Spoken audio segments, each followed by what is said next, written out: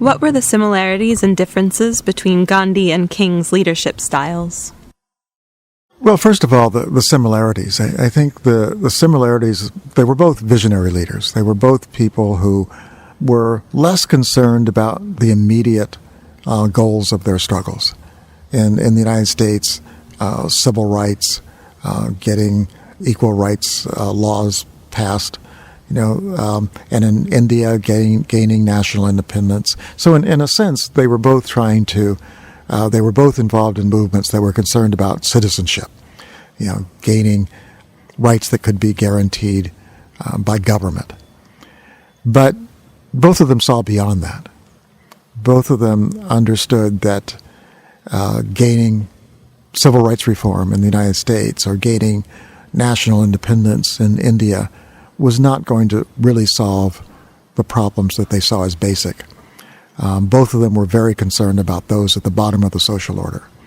And they were always reminding their followers of the need to think first of the peasants, think first of the poor, in King's case, the sanitation workers in Memphis.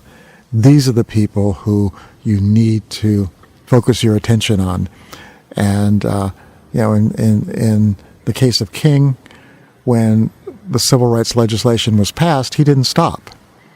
He instead turned his attention to Chicago and Memphis and poor people. In the case of Gandhi, when India gained its independence, he was not satisfied.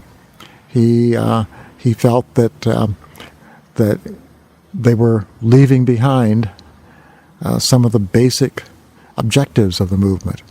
That simply gaining independence from Britain did not materially change the lives of the hundreds of millions of peasants in India.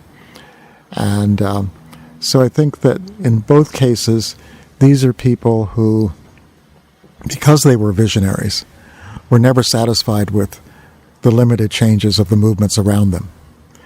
And that led to sometimes tension and conflict with the movement around them. I think one of the misconceptions that many people have is that in both Gandhi's case and King's case, you had a leader and a bunch of followers.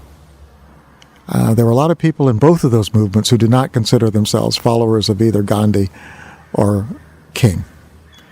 And they had different notions. Some of them were visionaries themselves who had different visions of what the future would bring.